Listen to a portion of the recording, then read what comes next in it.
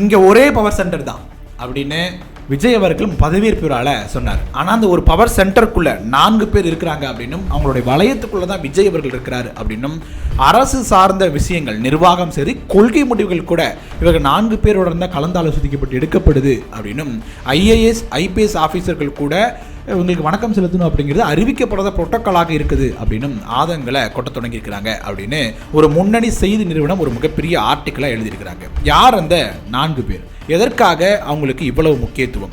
இதற்கு முன்னாடி எந்த முதல்வருமே தலைமைச் செயலகத்தை தன்னுடைய தனி உதவியாளருக்கு அறை ஒதுக்கியதில்லை. அப்படி இருக்கும்போது விஜய் எதற்காக இவங்களுக்கு தலைமைச் செயலகத்தில் அறை ஒதுக்கணும்? பவர் சென்டர் அப்படிங்கிறது பவர் சென்டர்ஸாக மாறியது ஏன்? இது தொடர்பாக இந்த வீடியோ முடிந்து பேச போகிறோம், வாங்க பார்க்கலாம். வணக்கம் மக்களே, நான் உங்கள் மது, கோப்பாசையிலிருந்து. தலைமைச் செயலகத்திலிருந்து ஐஏஎஸ் அதிகாரிகள் புலம்பிக்கிட்டே இருக்கிறாங்க, நிறைய தகவல்களை சொல்கிறாங்க அப்படிங்கிற மாதிரி அந்த ஆர்டிக்கல் தொடங்குது. முதல்ல என்ன சொல்கிறாங்க அப்படின்னா, 1967 இப்போது வரைக்கும், அதாவது 2021 வெற்றி பெற்ற ஸ்டாலின் அவர்கள் வரைக்கும் தன்னுடைய தனி உதவியாளருக்கு தலைமைச் செயலகத்தில் எந்த ஒரு முக்கியத்துவம் கொடுத்ததில்லை. சொல்லப்போனால் யாருமே தன் தலைமைச் செயலகத்துக்கு ரெகுலராக தனி உதவியாளரை அழைத்து வந்ததே கிடையாது அப்படிங்கிற ஒரு வரலாற்றை சொல்கிறாங்க. முதல்ல கலைஞர் கருணாநிதி அவர்களை தொடங்கி அவருக்கென்று ஒரு தனி உதவியாளர் இருக்கிறார், அரசியல் சார்ந்த நிறைய உதவிகளை அவர் செய்வார். ஆனால் எப்போதுமே அவர் என்ன பண்ணுறதில்ல, தலைமைச் செயலகத்திற்கு அவளை கூட்டி வந்ததில்லை அப்படின்னு சொல்கிறாங்க. கடைசியாக முதலமைச்சராக இருந்தபோது 2006-11 பீரியடில் அவர் என்ன பண்ணுறாரு, சக்கர நாற்காலியில் தான் அவர் வராரு. அப்படிங்கும்போது தான் அவர் என்ன பண்ணார் அப்படின்னா தன்னுடைய உதவியாளர் நித்யானந்தத்தை கூட்டிகிட்டு வந்தார் அப்படின்னு சொல்கிறாங்க. இப்போ ஜெயலலிதா அவர்களுக்கு தன்னோட நெருங்கிய தோழியாக இருந்தவர் சசிகலா அவர்கள். நிறைய இன்ஃப்ளூயன்ஸ் பண்ணக்கூடியவராக இருந்தார், தனக்கு வேண்டியவர்கள் சீட்டு வாங்கி கொடுத்தாரு, அரசியல் ரீதியாக முக்கியமான முடிவுகளை எடுப்பதற்கு காரணமாகவும் சசிகலா இருந்திருக்கிறார். அப்படி இருந்தாலும் கூட ஜெயலலிதா அவர்கள் சசிகலா அவர்களை தலைமைச் செயலகத்திற்கு அழைத்து வந்ததே இல்லை அப்படிங்கிறதும் சொல்கிறாங்க. அதே நேரத்தில் எடப்பாடி பழனிசாமிக்கும் அதே வரலாறு தான் சொல்கிறாங்க. ஸ்டாலின் அவர்களுக்கு எப்போதும் தினேஷ் அவர்கள் அப்படிங்கிற ஒருத்தர் உதவியாளராக கூடவே இருப்பார் அப்படின்னு சொல்லப்பட்டாலும் கூட அவருக்கு தலைமைச் செயலகத்தில் தனி அறை ஒதுக்கப்பட்டது இல்லை அப்படிங்கிற அதுவும் சொல்கிறாங்க. ஸோ இது எல்லாத்திற்கும் மாற்றாக இப்போது 2026 பொறுப்பேற்றக்கூடிய டிவிகே அரசினுடைய முதலமைச்சராக இருக்கக்கூடிய விஜய் அவர்கள் தன்னுடைய 4 உதவியாளர்களுக்கு தலைமைச் செயலக தனி அறையும் தனி முக்கியத்துவம் கொடுக்கப்பட்டிருக்கிறது அப்படின்னு இந்த ஆர்டிக்கல் தொடங்குது. ஸோ அரசு அலுவலர்களாக இல்லாத ஒருவருக்கு இவ்வளவு முக்கியத்துவம் ஏன்? முதல் கொஸ்டின் அப்படின்னா, யார் அந்த 4 பேர்? முதல் நம்பர் ஜான் ஆரோக்கியசாமி, மற்றொருவர் ஜெகதீஷ் அப்படிங்கிற ஒருத்தர், அடுத்ததாக ராம்குமார் அப்படிங்கிறவர், இன்னொருத்தர் விஷ்ணு ரெட்டி அப்படிங்கிறவர். இந்த 4 பேர் வளையத்துக்குள்ள விஜய் அவர்கள் இருக்கிறார் அப்படின்னும் விஜய் அவரை சந்திக்கணும் அப்படின்னா இவர்களை பார்த்துட்டு இவருக்கு ஒரு சலாம் போட்டுட்டு தான் போகணும் அப்படிங்கிறது அறிவிக்கப்படாத புரோட்டோக்காலாக இருக்குது அப்படின்னும் அந்த ஆர்டிக்கல் பேசுது. முதல் நபர் ஜான் ஆரோக்கியசாமி.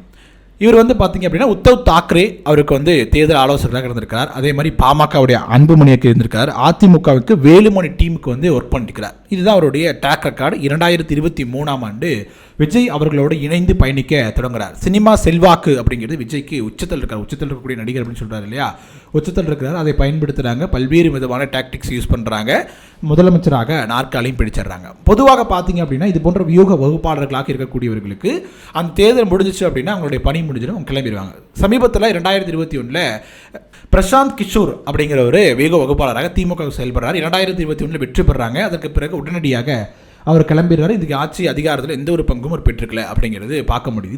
இதே பாணியத்தை எல்லா அரசியல் கட்சிகளுமே பயன்படுத்துவாங்க. விஜய் அவர்கள் சற்று மாற்றாக என்ன பண்ணுறாரு அப்படின்னா, அரசியல் வியூக வகுப்பாளர் இருக்கக்கூடிய ஜான் ஆரோக்கியசாமிக்கு தன்னுடைய தனி ஆலோசகர் அப்படிங்கிற ஒரு முக்கியமான பதவி, அதாவது ஐஏஎஸ் ஆபீசருக்கு இணையான ஒரு பதவியை கொடுக்குறார். அவருக்கு தனி அறையும் தலைமைச் செயலகத்தில் கொடுக்கப்பட்டிருக்கிறது அப்படின்னும் சொல்கிறாங்க. ஸோ அங்கே என்ன நடக்கும் அப்படின்னா, இப்போ ஒரு ஐஏஎஸ் ஆஃபீஸர் ஐபிஎஸ் ஆஃபீஸர் வந்தாலும் கூட அவருக்கு ஒரு வணக்கம் போடணும். அதையும் தாண்டி முதலீட்டு இருக்கணும் அப்படிங்கிறதுக்காகவும் முதலீட்டு பண்ணணும் அப்படிங்கிறதுக்காக ஒரு பிஸ்னஸ் மேன் வந்தாங்க கூட ஜான் ஆரோக்கியசாமி மீட் பண்ணிட்டு தான் விஜய் அவர்கள் மீட் பண்ணணும் அப்படிங்கிற ஒரு நிலை இருக்குது அப்படிங்கிற மாதிரியும் பேசுகிறாங்க. அதே நேரத்தில் ஐஏஎஸ் ஐபிஎஸ் போன்ற ஆஃபீஸர்கள் என்ன சொல்கிறாங்க அப்படின்னா, மக்கள் தீர்ப்பை ஏற்று முதல்வராக இருக்கக்கூடிய விஜய் அவர்களுக்கு நாங்கள் உரிய அங்கீகாரமும் மரியாதையும் கொடுக்கறது நியாயமான ஒன்று தான். அதே நேரத்தில் அவருடைய நண்பர் அப்படிங்கிறதுக்காகவோ அரசியல் ஆலோசகர் அப்படிங்கிறதுக்காகவும் நாங்கள் ஏன் ஜான் ஆரோக்கியசாமி போன்றவர்களுக்கெல்லாம் நாங்கள் வணக்கம் வைக்கணும், சலாம் வைக்கணும் அப்படிங்கிறது உங்களுடைய ஆதங்கத்தை வெளிப்படுத்துகிறாங்க. அதே நேரத்தில் நீங்கள் உங்களுக்கு வணக்கம் வைக்கல, ஒருவேளை உங்கள் மனம் கோணும்படி ஏதாவது பண்ணிட்டீங்க அப்படின்னா உங்களுக்கு உடனடியாக அது பதவியில் ஏதாவது பாதிப்பு ஏற்படுத்தும், டிரான்ஸ்ஃபர் ஆகலாம், இல்லை ஏதோ ஒரு வகையில் உங்களுக்கு பாதிப்பு ஏற்படும் அப்படிங்கிற பயமும் ஐஏஎஸ் ஐபிஎஸ் ஆஃபீஸர்களுக்கு இருக்குது அப்படிங்கிற மாதிரியும் அந்த ஆர்டிக்கல் பேசுது.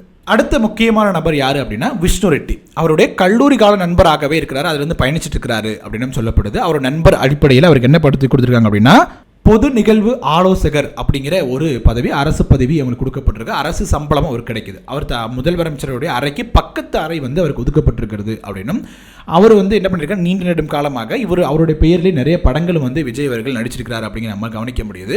அப்படி இருக்கக்கூடிய நீண்ட கால நண்பருக்கு என்ன பண்ணியிருக்காரு அப்படின்னா அரசு பதவியை வந்து முதல்வர் ஆன உடனே விஜய் பெற்று தந்திருக்கிறார் அப்படின்னும் பேசுகிறாங்க. அதாவது இப்போ இவங்க வேற வழி கிடையாது, எப்போதுமே விஷ்ணு ரெட்டி அவர்கள் கூடயே இருக்கிறார் அப்படி பார்க்க முடியுது. சமீபத்தில் ஆளுநர்கிட்ட போய் மீட் பண்ணார் இல்லையா, அதாவது அந்த கடிதம் கொடுத்தார் இல்லையா, ஆட்சி அமைக்கக்கூடிய அனுமதி கோரி கடிதம், அப்போது விஷ்ணு ரெட்டி கூட இருந்தார் அப்படிங்கிறது நம்ம பார்க்க முடியுது.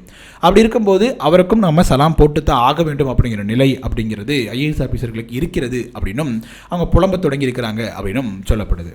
அடுத்த முக்கியமான நபர் யாரு அப்படின்னா ஜெகதீஷ் அவர்கள், த ரூட் அப்படிங்கிறதுடைய நிறுவனராக இருக்கக்கூடியவர்.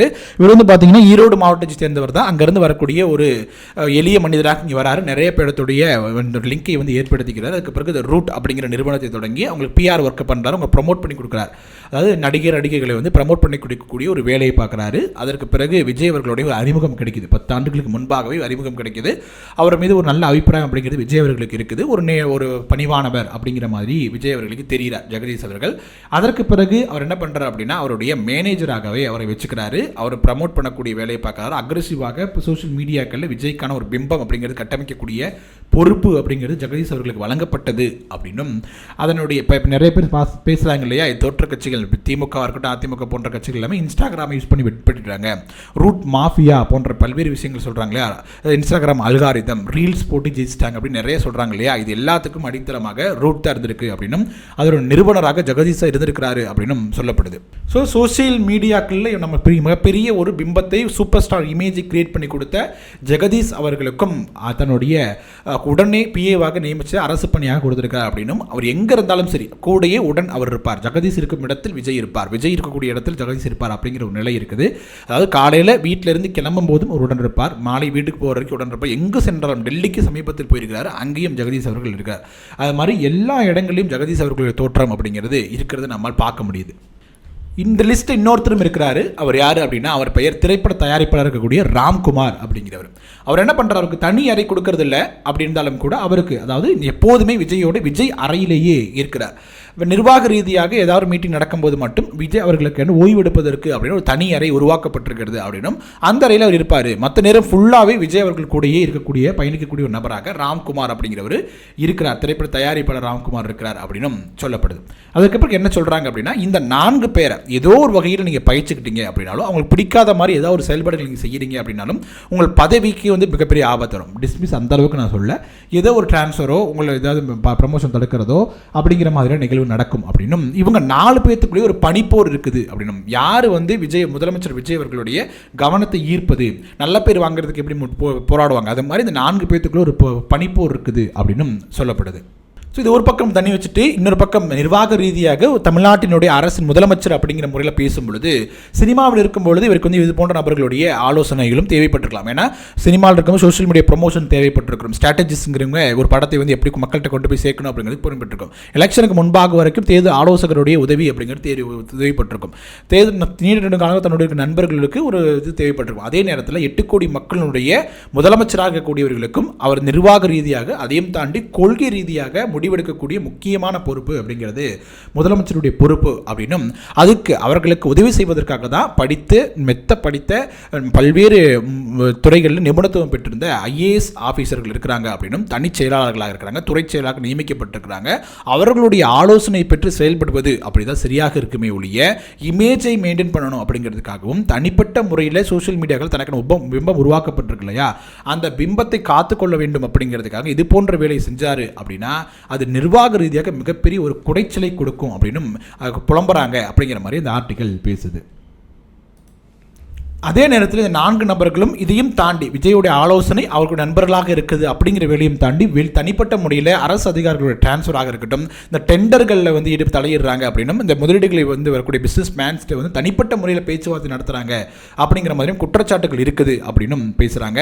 இப்படி அதாவது தேர்தல் பிரச்சாரத்தில் தொடர்ந்து என்ன பண்ணார் அப்படின்னா நான் தான் ஒரே பவர் சென்டராக இருப்பேன், ஒரு தூய்மையான ஆட்சியை கொடுப்பேன் அப்படின்னு சொன்ன முதலமைச்சர் விஜய் அவர்களுக்கு அவப்பெயரை ஏற்படுத்தும் வகையில் இவரோட செயல்பாடு இருக்கும் பட்சத்தில் அந்த ஒரு தூய ஆட்சி அப்படிங்கிற ஒரு பிம்பம் கண்டிப்பாக உடஞ்சு போயிடும் அப்படிங்கிற மாதிரியும் சொல்கிறாங்க. அதாவது ஒரு தலைமைச் செயலகம் அப்படிங்கிறது உண்மையாலுமே ஒரு பவர் சென்டர் தான்.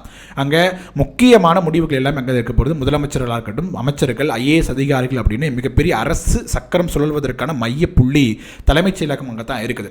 அப்படி இருக்கும்போது அந்த இடத்துல வந்து தன்னுடைய நண்பர்கள் ஏதோ ஒரு வகையில் தன் உதவிகளை அவங்க கொண்டாந்து உள்ளே வச்சுட்டு நிர்வாக முடிவுகள், கொள்கை முடிவுகள் எடுப்பது அப்படிங்கிறது மிக மிக தவறான ஒரு முன்னுதாரணமாக இதுவரை தமிழ்நாடு பார்த்துடாத ஒரு விசித்திரமான நடவடிக்கை அப்படின்னும் அந்த ஆர்டிக்கல் பேசுகிறாங்க. ஸோ தூய ஆட்சி அப்படி பிம்பம் காப்பாற்றப்பட வேண்டும் அப்படின்னா இது போன்ற நபர்களை என்ன பண்ணணும் அப்படின்னா தலைமைச் செயலகத்தின் எல்லைக்கு வெளியிலேயே விட்டுவிடும் அப்படிங்கிறதான் விஜய் அவர்களுக்கு வைக்கக்கூடிய கோரிக்கையாக பல்வேறு தரப்பினரும் சொல்லிட்டு இருக்கிறாங்க அப்படின்னும் பேசுது. ஓகே மக்களே, நம்ம வீடியோவுடைய இறுதி பகுதிக்கு வந்துட்டோம். இந்த ஆர்டிக்கல் பேசப்பட்ட விஷயங்கள் தொடர்பாடிய உங்களுடைய கருத்துக்கள் என்ன? இதுக்கு முன்பு இருந்த முதலமைச்சர்களிலிருந்து வேறுபட்ட விஜய் அவர்களுடைய செயல்பாடுகள் தொடர்பாக உங்களுடைய கருத்துக்கள் என்ன அப்படிங்கிறத கமெண்ட் செக்ஷனில் சொல்லுங்கள். வீடியோ பிடிச்சிருந்துச்சு அப்படின்னா லைக் பண்ணுங்கள், ஷேர் பண்ணுங்கள், கோபாஸ் யூடியூப் சேனலை சப்ஸ்கிரைப் பண்ணிக்கோங்க. தொடர்ந்து பேசுவோம். நன்றி.